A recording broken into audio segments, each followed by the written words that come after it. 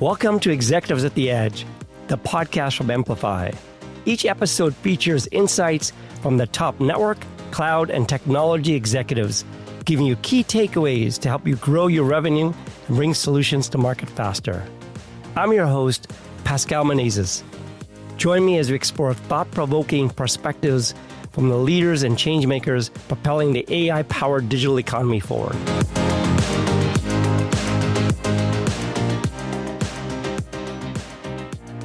I am so very excited to have Khalid Raza. He's the founder and president of Graphiant. Now, for this episode, I think you're going to find it extremely fascinating. We're going to talk about how we can use existing networks that have been built for decades, what we call IP VPNs, to be used as the new data plane and AI fabric for the future, and not change anything, but just really create a new control plane, which we've been doing at Amplify, and make that available to program this current infrastructure that's been in place for decades. So very fascinating idea, and I think it'll love this episode. So with this, Khalid, welcome to Executives at the Edge. And for our listeners, can you tell us a little about yourself and Graphiant? Hey, Pascal, it's good to see you again. We have a history together as well. So I'm Khalid Raza. I'm the founder, president of Graphiant. Prior to that, I was the founder CTO of Viptela, which was acquired by Cisco.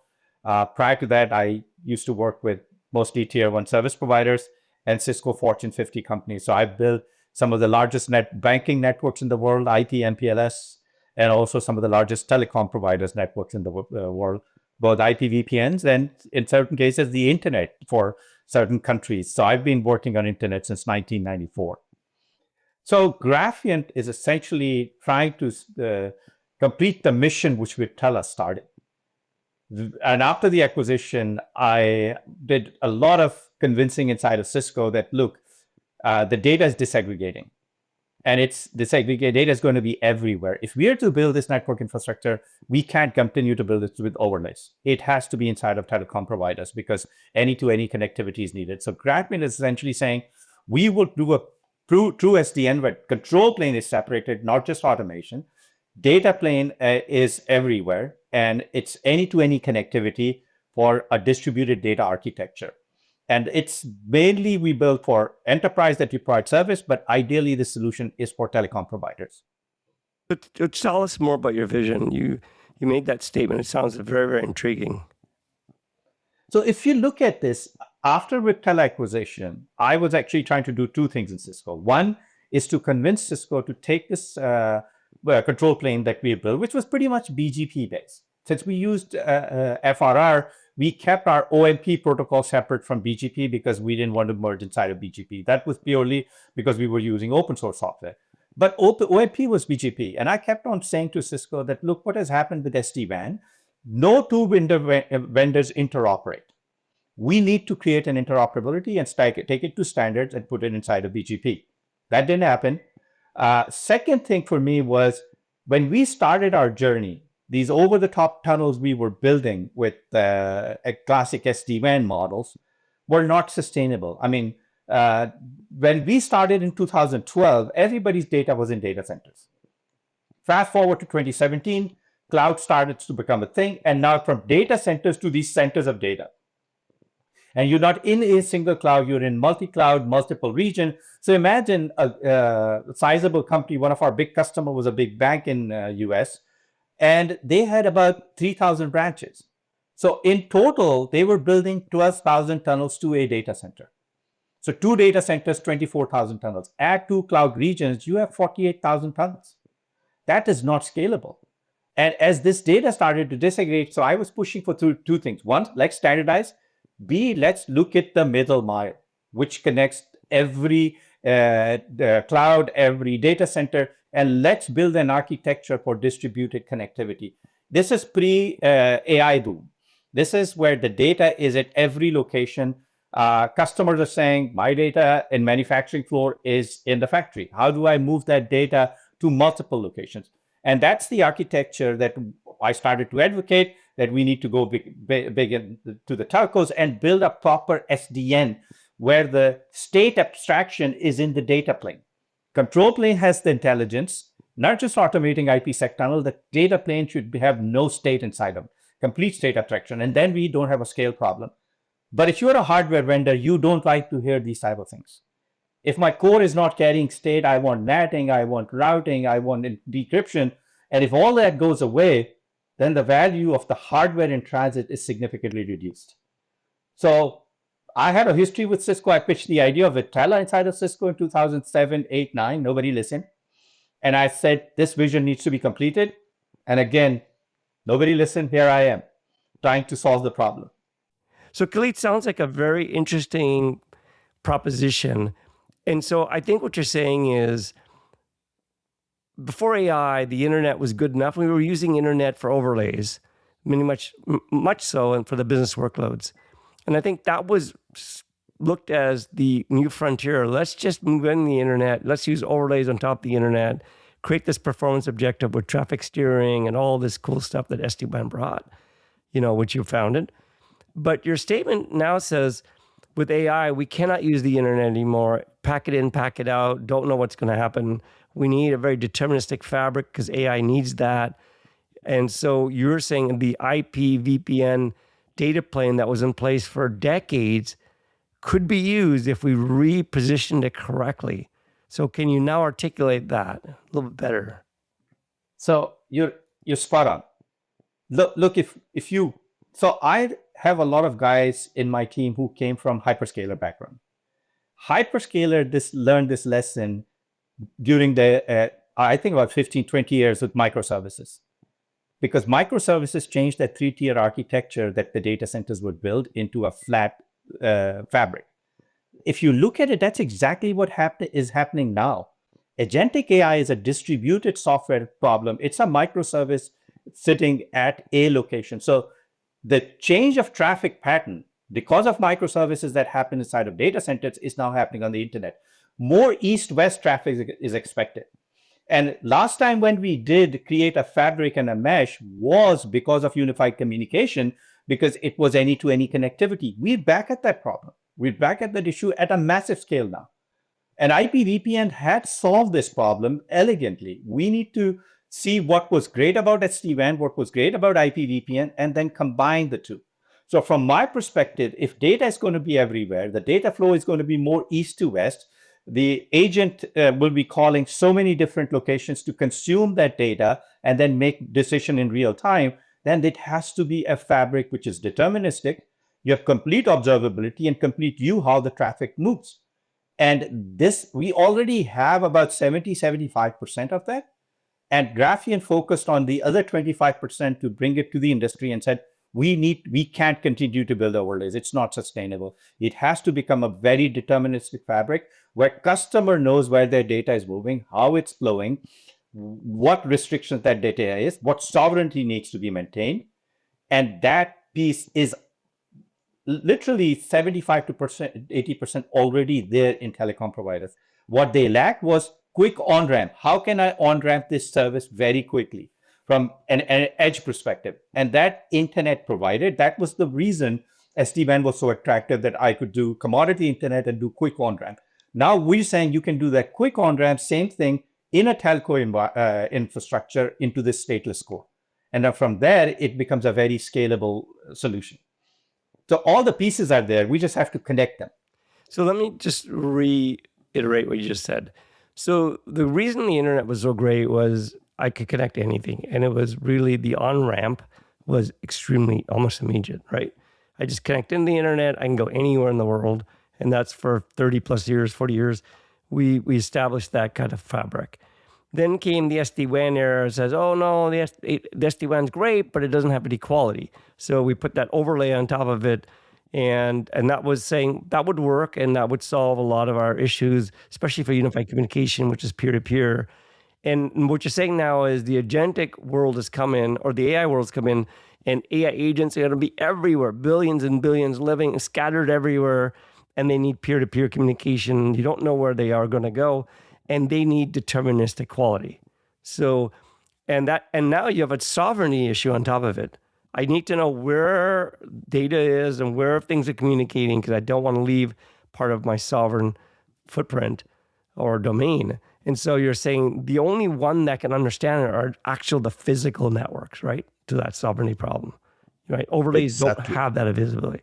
So what you're saying then is, you know what? The IP VPN data plane, this MPLS IP VPN has been around for decades and built out across all the providers. So basically you have a global fabric. And it has, we know IP VPN was built for predictable quality and protection and availability, all the great things. And now we have speeds that go beyond the original days of, 1 gigabits to, hundreds of gigabits easily from an interface. And so that's there. And what you're saying now is, boy, we've had this already in place. Why not utilize it? But now we need an intelligent layer on top of it to program it, control it, which is the original software-defined network constructs. Is that kind of what you're saying? Exactly. That's what I'm saying. So we at Amplify have been working on creating that automation plane that connects the ecosystem for a decade. And we've got tremendous assets. Are you saying now the new AI fabric will have, like the SDN concept, will have a control plane that programs the data plane? And the control plane will, instead of be SDN controllers and all that, will be this automation kind of standard. Is that kind of what you're going towards? Yes, it's that automation standard along with the IP VPN construct of BGP route reflectors peering with each other if I want to offer services. And I can simply connect. And I can publish, just like what the idea of digital twin that you guys have been advocating. I think it's brilliant. If I know my peers who I'm connecting, I know exactly what your capacity is, where you're connected, what's the performance, what's the visibility, observability. Before I actually inject my actual data, I have the complete deterministic behavior of my peering partner. So at the automation layer, I connect these two, I authenticate, verify, and in the data plane layer, it's just pure MPLS label. So I will publish all my MPLS topologies. I will use flex algos and show you exactly how my different topologies are built. And from that perspective, before I actually implement that, I know exactly how that network will behave because I have a digital twin of that.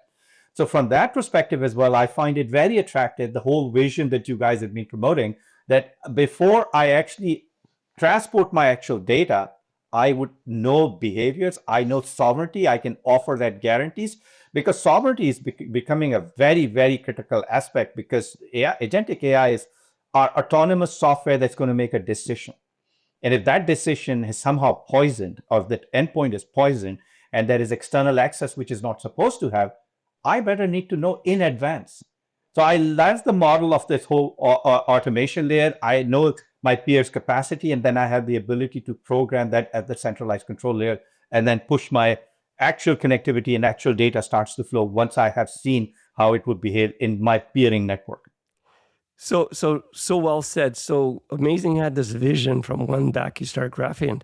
Now, how long has Graphiant been around, and what exactly are you doing in that software era or software plane that make the IP VPN stateless? So we looked at this whole idea of IP VPN, and I'm a BGP guy for 30 plus years. And it's a centralized control plane. We always had a route reflector as a centralized controller.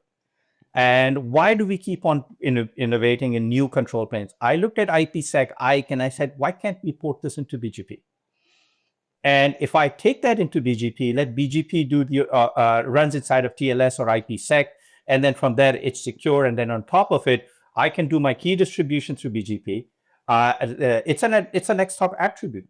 So from that perspective, if I actually, the way we do this is there is a peering connection from an edge customer device into the route reflector controller core.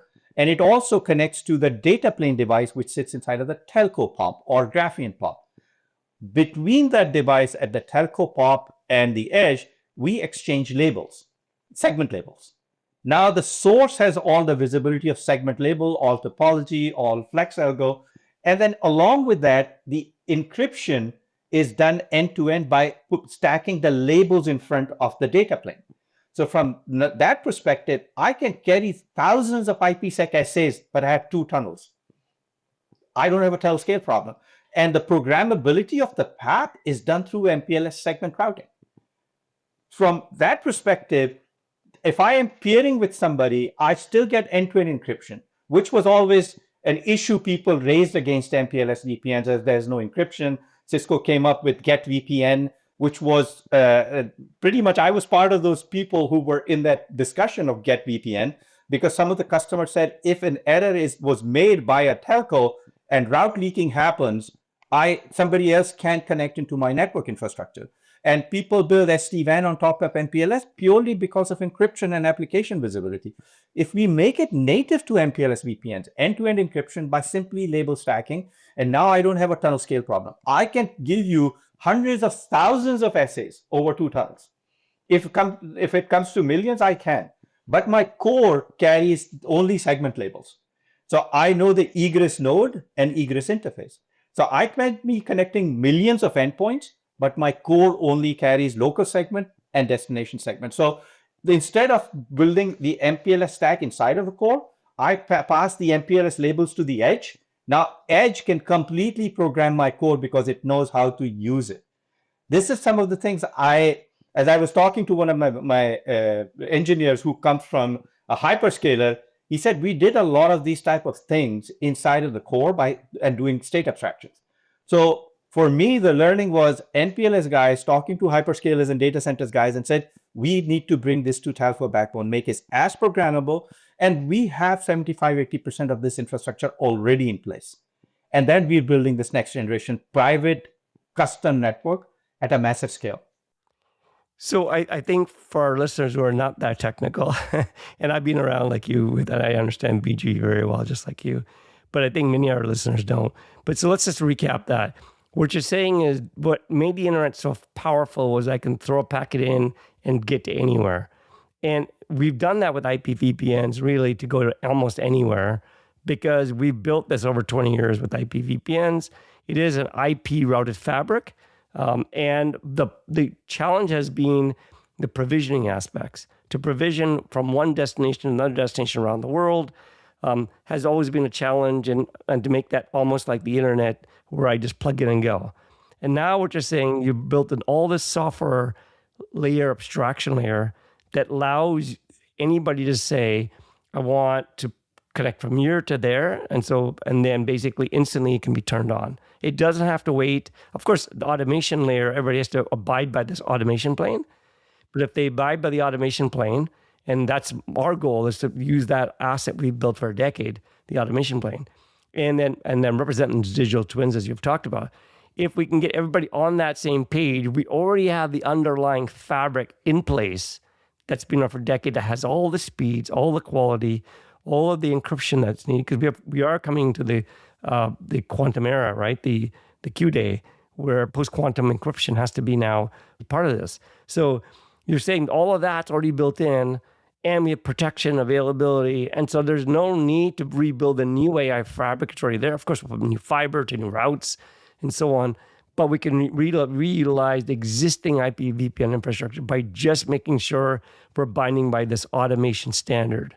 Correct? Exactly. Okay. Exactly. So You're spot on. Okay, so now come to Amplify. What we're building is, we've always been in decades saying what our goal has been for the business workloads is connecting the east-west traffic, meaning the provider-to-provider ecosystem, so that, like the internet, I can just throw a packet in, throw a packet out. In this case, I can connect to anywhere in the world from a big, massive global ecosystem of providers working together. Of course, what has happened in the past was it could take 6 months, 3 months to turn those circuits up. And that was not acceptable even back then. It's certainly not acceptable for the IRA.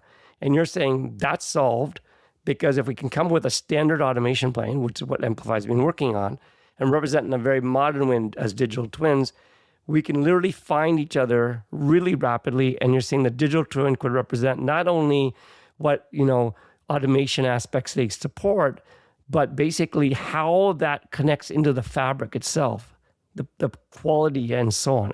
Can you explain that a little bit more in detail? Yeah. So from my perspective, the whole visibility of the data plane gives me end-to-end control of the traffic. So I know exactly, if you've published your flex algo topologies, You've given me all the visibility of inside of your network. So from that perspective, I know that label stack that's going to be at the customer edge. So from my perspective, the customer will know exactly how the carrier 1 connects, and then carrier 2 and carrier 1 have a simple NNI, and then end to end, customer knows how the traffic has gone, and the digital twin pre-maps that topology, and the automation layer simply just connects that NNI in real time. And it's a lot of cases, those might be ephemeral connections. And those ephemeral connections can be brought in and brought out based on the demand and capacity. So that's the other piece that I feel is also very critical in this new internet for AI, as we keep on calling it, which needs to be taken into consideration. And I think without the telecom provider, it's very difficult to build this. And if you look at the investments that is going on in building data centers, neocloud, how you connect all those neoclouds, data centers, hyperscalers, data everywhere problem, it has to be an intelligent fabric.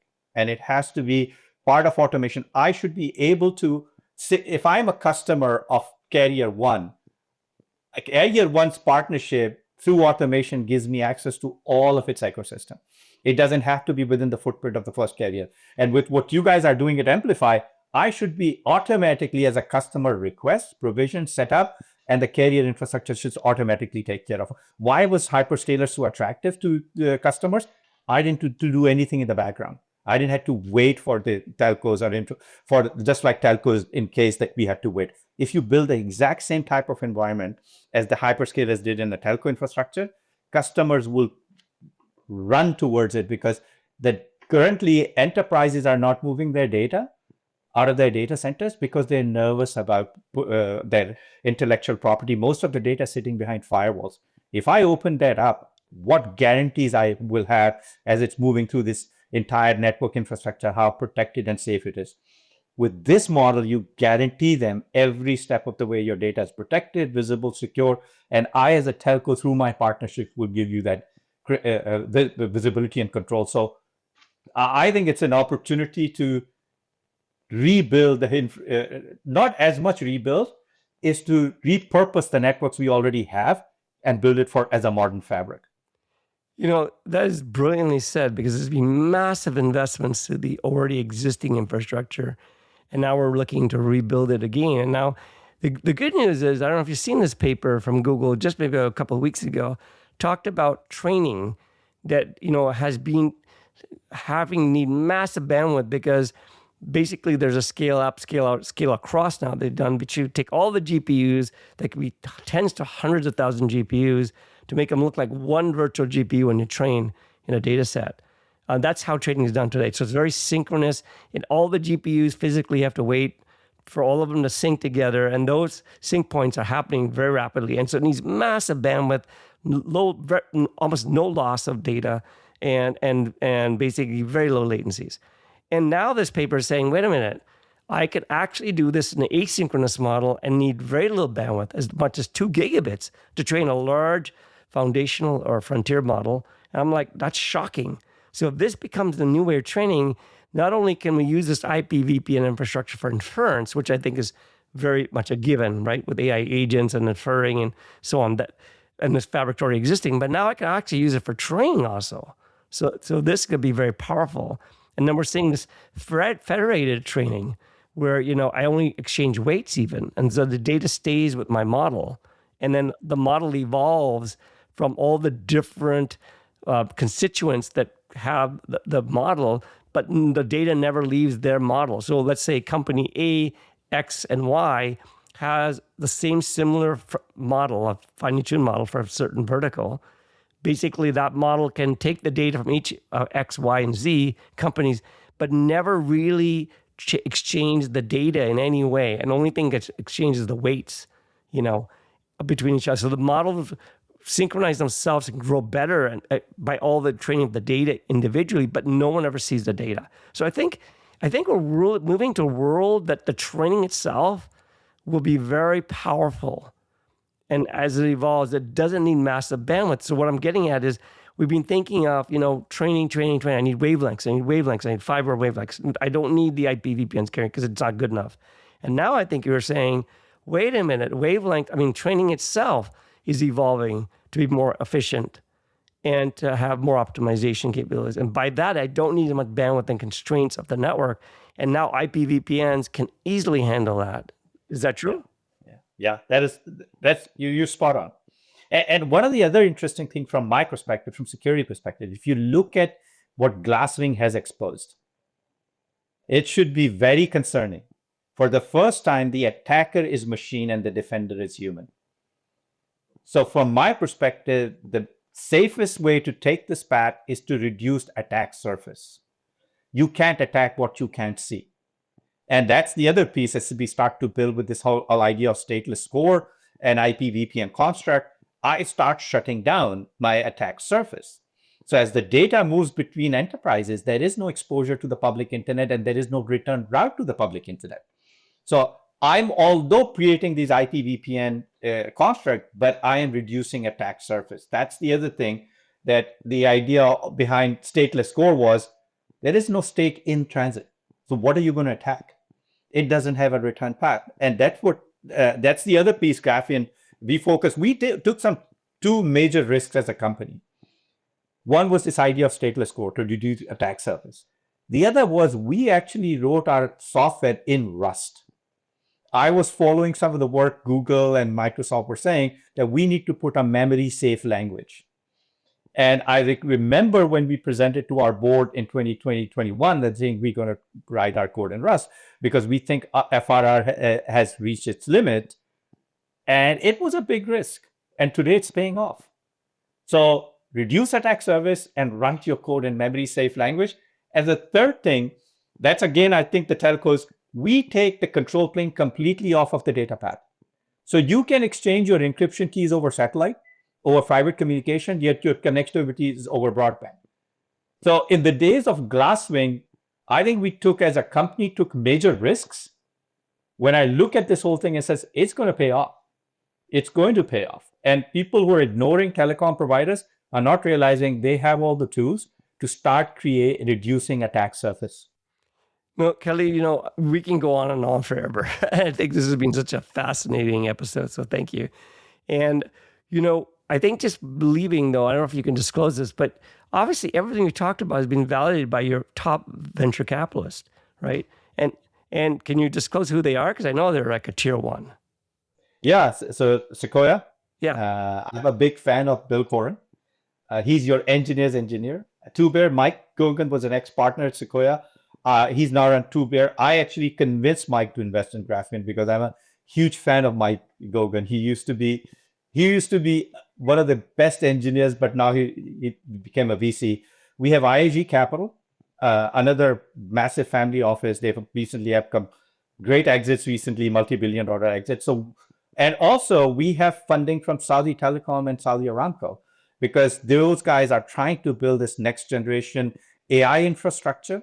And they saw us as an opportunity, especially around data sovereignty and data observability. And that's why we got investment from those two. Yeah. So I guess what I'm trying to get to is, for our listeners, is that everything you've described is now backed by very top venture capitalists that actually believe that this vision that you outlined in today's episode is actually very much a need in the industry. And they believe that have a high success rate. So I think you're spot on. Very great vision, Khalid. And I look forward to working with you on Amplify. We are definitely building that control plane that will allow all the operators to interconnect and then program, as you said, the data plane, which actually now I didn't think about. It's the software-defined network era we talked about, but we never really described how to make everybody connect together in that software realm. But now that's what we're doing at Amplify. So thank you for that enlightening episode and all that great intellectual concepts and ideas that you brought through. So I really look forward to working with Khalid. Me too. Thank you. Thank you very much. Thank you for listening to Executives at the Edge, brought to you by Amplify. Be sure to follow, share, and leave a review. Catch every episode on your favorite platform or visit us at amplify.net.